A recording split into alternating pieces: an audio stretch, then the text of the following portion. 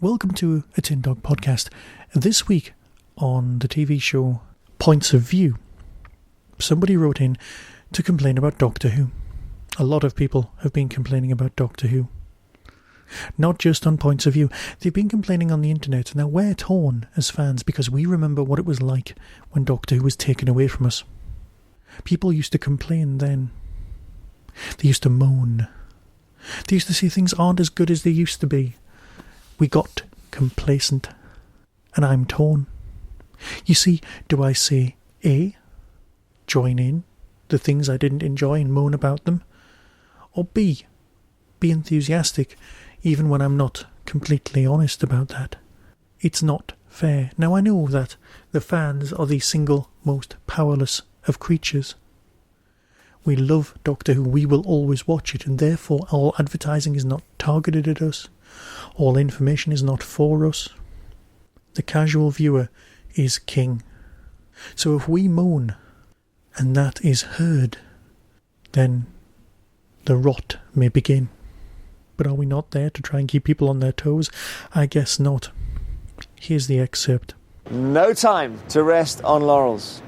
Celebrating 50 years on our screens, Doctor Who got a special mention at the BAFTAs.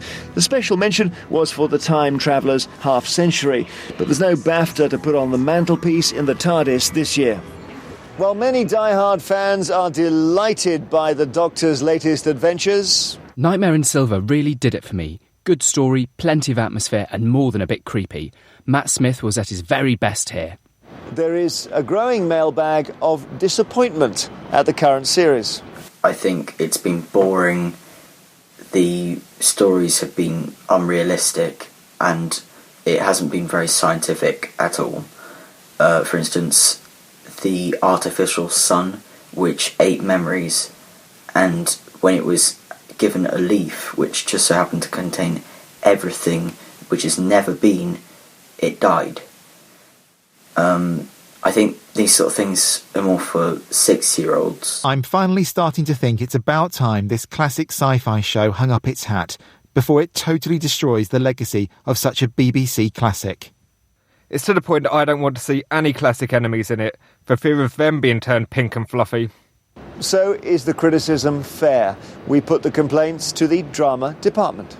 Over 8 million viewers are watching this series of Doctor Who every week, and it has the highest audience share out of all dramas on any channel this year. We've received a fantastic response to this series and to the arrival of the Doctor's new companion, Jenna Coleman. The show has a huge reach. It's the top-rating show for males and younger age groups, including children, and continues to perform strongly amongst its core audience. We always welcome audience feedback and appreciate that Doctor Who fans are some of the most passionate in the UK. A very full response from the Doctor Who team, but will it be enough to exterminate some of those concerns from fans? So decide for yourself whether you want to moan, join in, or be annoyed. Yes, some Doctor Who might not be for you, but so what? There's plenty of it to go around, and if you don't like modern Doctor Who, there's plenty of DVDs, or Big Finish audios, or whatever you want. There's enough Doctor Who for you out there. So don't be sad, don't be angry, try not to be disappointed, and just revel in the love, because this is a show made by people who love Doctor Who. This is a shared experience. Be positive. See it as a good thing.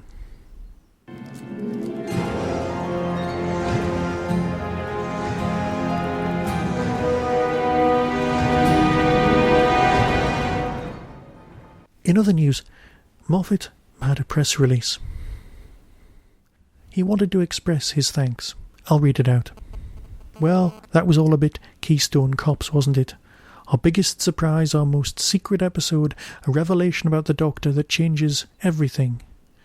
And we'd have got away with it too, if we hadn't accidentally sent Blu-ray copies of Name of the Doctor Who to 210 fans in America. Security-wise, that's not good, is it? I mean, it's not top-notch. It's hard to defend as a professional level, hard-line secrecy. My favourite fact is that they're on Blu-rays. Listen, we don't just leak any old rubbish. We leak in high def, 1080p or nothing. That's us. Every last pixel in beautifully rendered detail. It's like getting caught extra naked.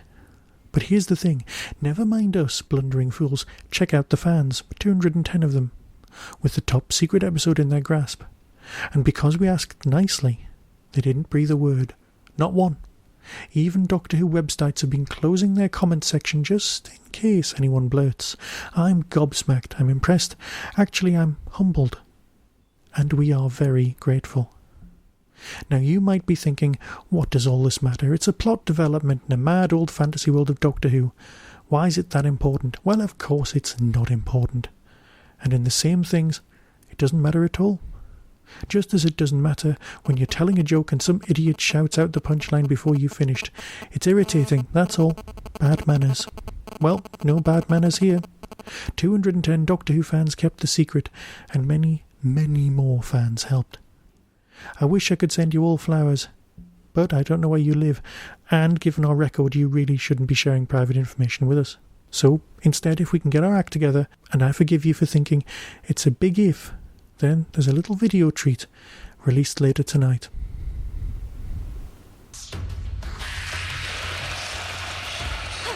Madam, boys, combat formation. They are unarmed. So away! Do not divulge our military secrets.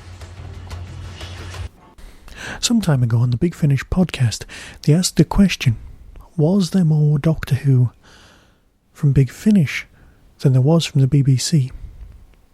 Here's my answer. Hello, this is Michael, host of the Tin Dog podcast, but that's not important. What is important is that you set us a challenge. You said, is there more television Doctor Who than there is Big Finish Doctor Who? And the answer is yes. Seriously, I had to have a look. I had to check. Because on the face of it, you think immediately, no. The main range is at 170. This is March. And the TV show is at 213. Now, 213 doesn't count Torchwood and it doesn't count Sarah Jane. But then I went back and had to count. Although the main range says that it's up to release number 170, if you count individual stories in things like 100, 45 and Circular Time, that brings us up to 185. And then you've got the specials. Now, I'm only counting stories that are full cast and have a Doctor in them, which means I'm not counting Dalek Empire, Sarah Jane Smith, because obviously we're not counting the Sarah Jane Smith on TV either. I'm not counting, at the moment, the Companion Chronicles, because that would instantly take us far beyond TV Doctor Who.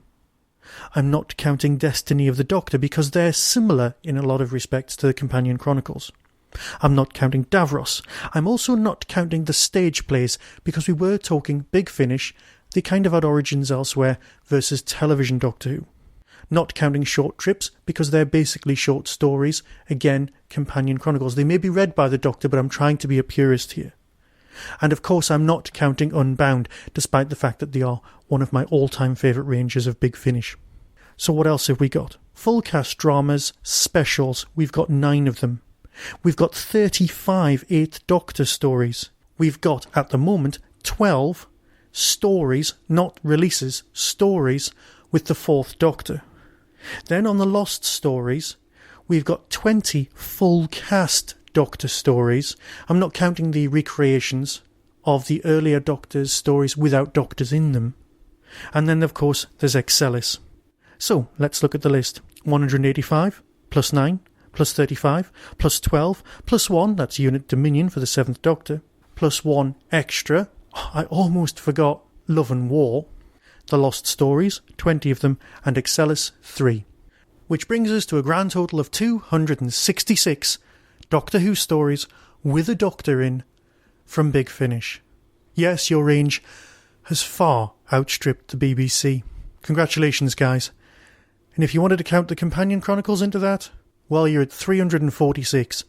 And at the speed the BBC are bringing out episodes, Doctor Who would have to go on for a very long time in order to even match you. So well done, and thanks for keeping the blue light flashing during the wilderness years. Be seeing you.